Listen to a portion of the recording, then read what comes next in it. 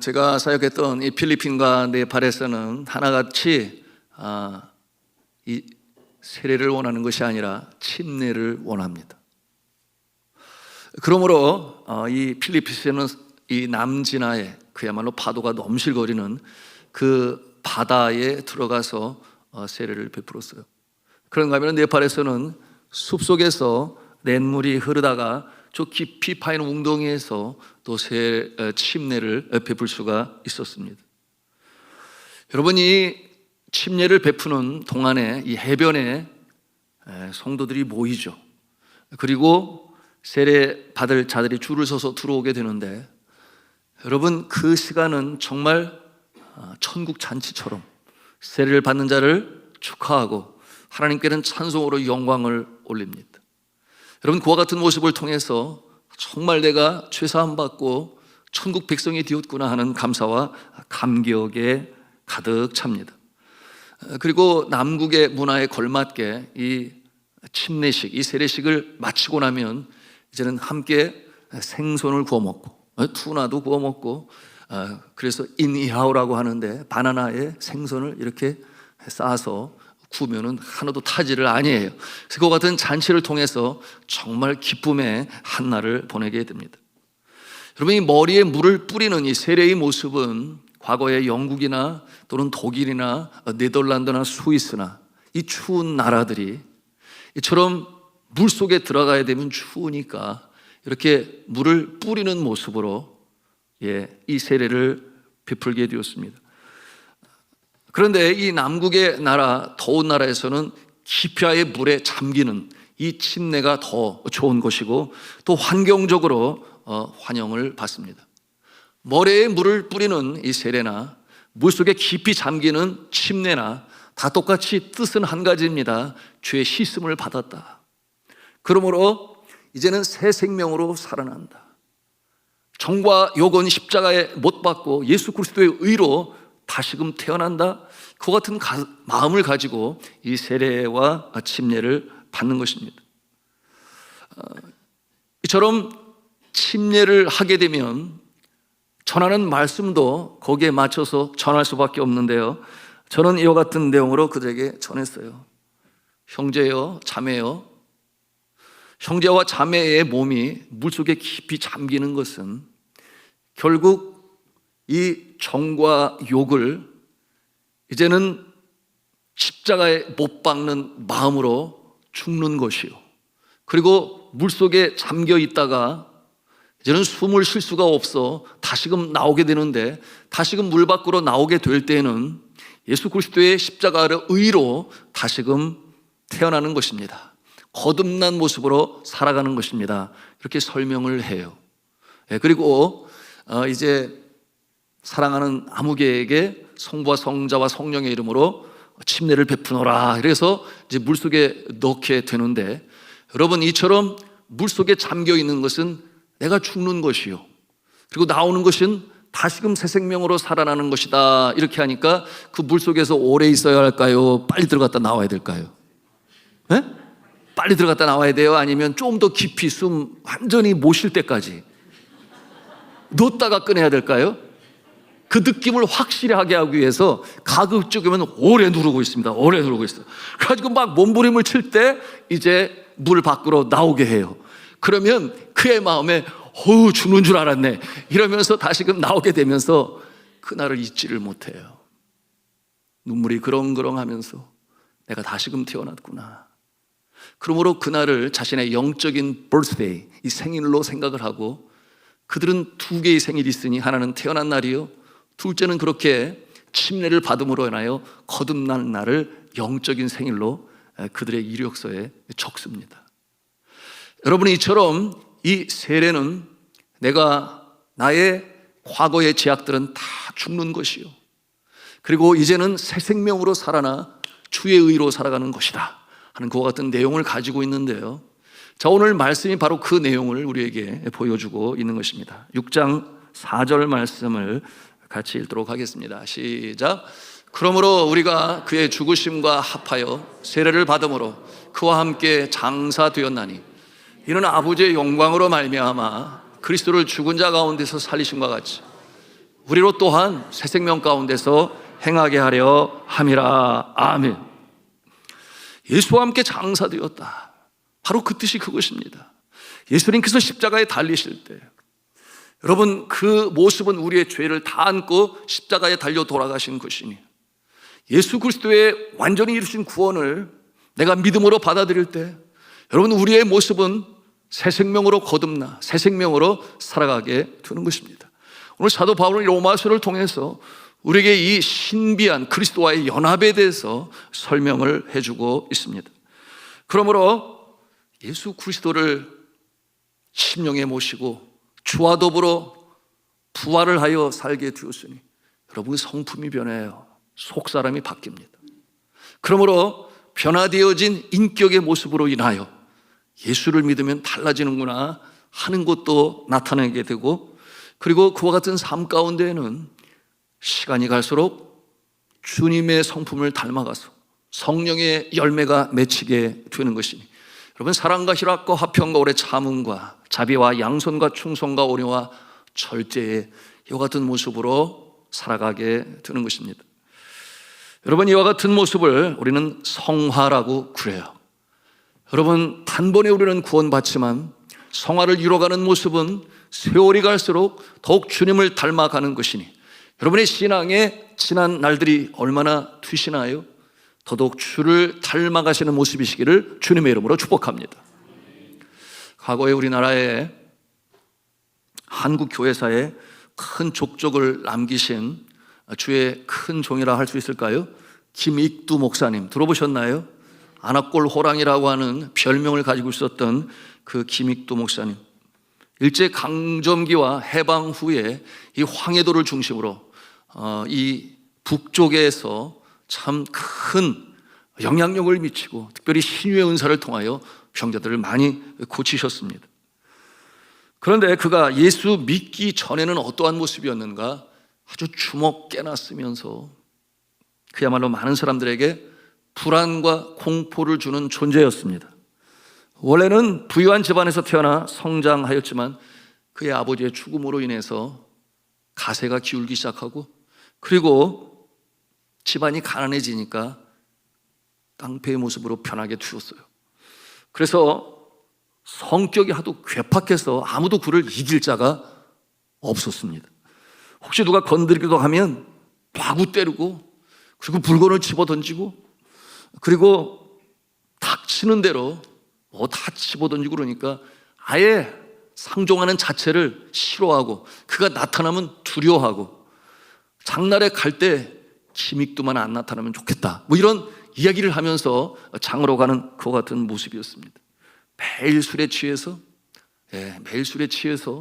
그야말로 세상의 모든 이 고통과 아픔을 다 짊어진 그와 같은 모습으로 살았던 그였습니다. 그래서 아까 말씀을 드린 것처럼 그는 안압골의 호랑이다. 좋은 호랑이에요? 안 좋은 호랑이에요? 안 좋은 호랑이의 모습으로 그 별명을 사람들이 지었던 것이죠. 이렇게 망나니와 깡패 생활하던 김익두는 이 안악교회에 와서 주의 복음으로 전하신 스왈론 선교사님을 만나면서 그의 일생 일대기에 예수 그리스도를 주님으로 영접하는 그야말로 변화의 터닝 포인트를 가질 수가 있었습니다. 예수님을 영접한 이 김익두는 마치 정신병자와 같이 매일 소리내 울기도 하고 성경을 읽는다고 며칠 동안 밥을 먹지도 아니하고 잠도 자지 아니했어요. 믿지 아니하는 사람들이 보면 그 모습은 완전히 제정신이 아닌 정신이 나간 그와 같은 모습의 날들을 보냈습니다. 이 포악한 깡패와 같은 모습은 온데간데 없이 다 사라지고 그야말로 온순한 자가 되었는데요, 점점 그는 그리스도인의 모습으로 변화되어져 갔습니다.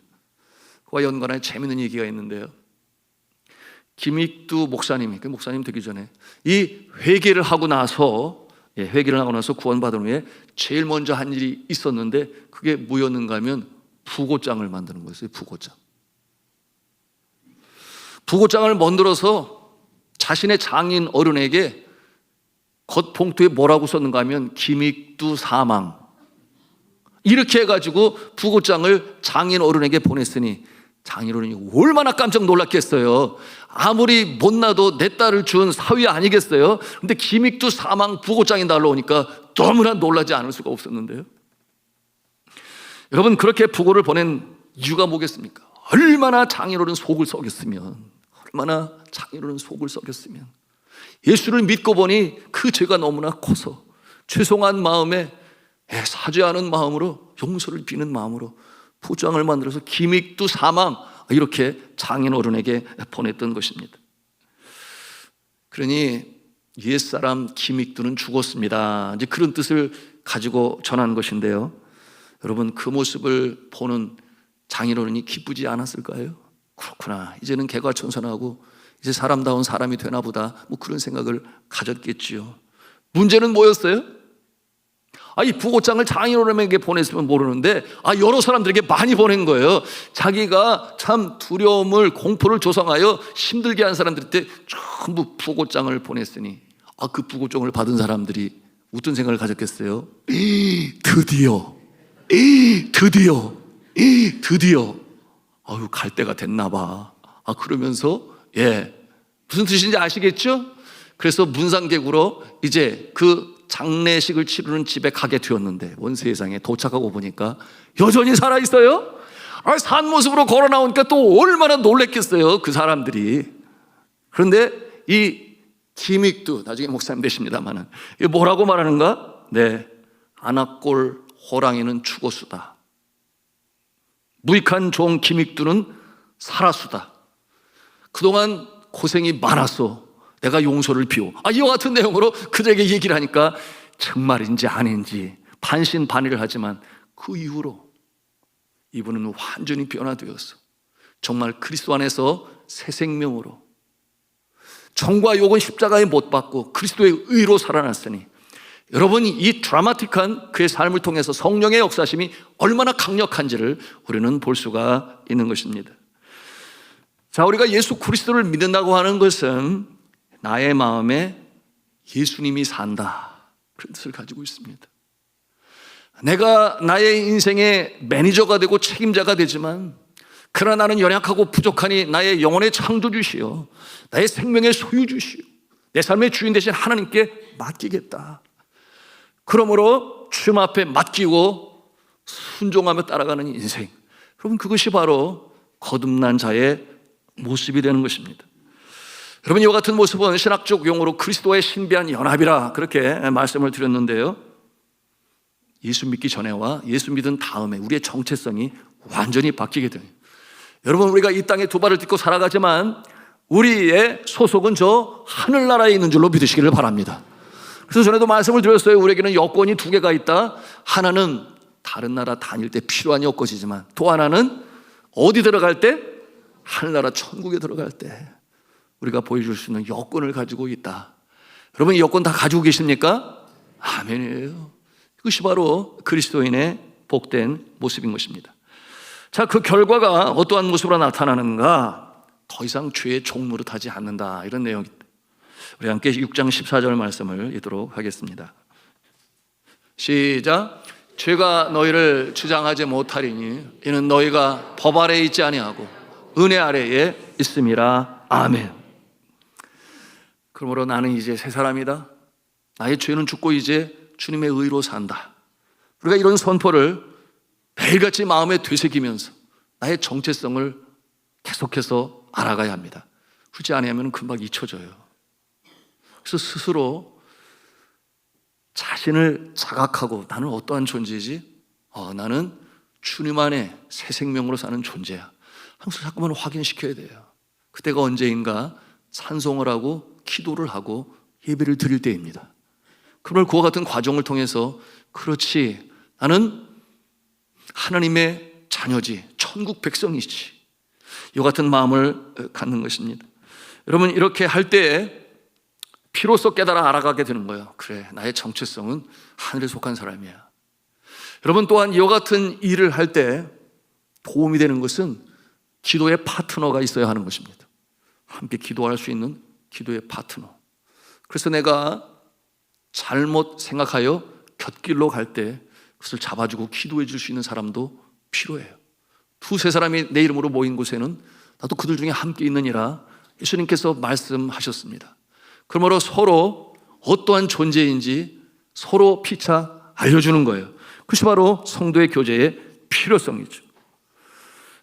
이와 같은 모습으로 살면서 어떠한 죄와 유혹이 닥쳐올 때는 우리 스스로 이렇게 외칠 수 있어야 되는데, 나는 죄에 안 져, 죄에 대해서는 죽어서 이처럼 단호해야 하고, 또한 누군가 건드려서 막 마음에 성질이 이렇게 막 올라오게 되면 나는 죽었어, 그러니까 폭발하면 안 돼, 이렇게 스스로 자신의 마음에 알려주면서 자신의 성품을 다듬어 가야 합니다.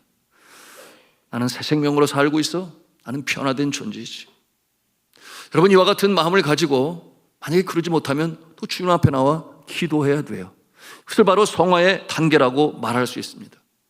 그런데 그럼에도 불구하고 나의 성품이 변하지 않으면 뭐를 해야 된다? 네, 우리 한번 하는 손 하겠습니다. 금식해야 합니다. 금식해야 돼요. 금식해야 돼요. 여러분, 금식을 하면 몸에 힘이 다 빠져요. 아무리 호랑이 같은 양반도 금식 3일만 한번 해보세요. 어떤 모습이 되나? 내가 이렇게 연약한 존재였구나. 3일만 못 먹어도 이 모양이 되는구나. 여러분, 금식 기도는 하나님께서 우리에게 주신 은혜의 방편이에요. 정말 비상적인 내 뜻, 나의 의지로 되지 아니할 때 주님께 나의 생명을 맡기는 것입니다. 그러므로 금식은 뭐라고 그랬어요? 이사야서 58장 6절에 유명한 말씀이죠. 같이 읽겠습니다. 시작. 나의 기뻐하는 금식은 흉악의 결박을 풀어주며 멍에의 줄을 끌어주며 압제당하는 자를 자유케 하며 모든 멍에를 꺾는 것이 아니겠느냐. 아멘. 여러분, 힘들 때 금식 기도하심으로 승리하시기를 바랍니다. 근데 금식의 유익이 이것만 있는 게 아니에요. 금식을 하면 다이어트 잘 됩니다.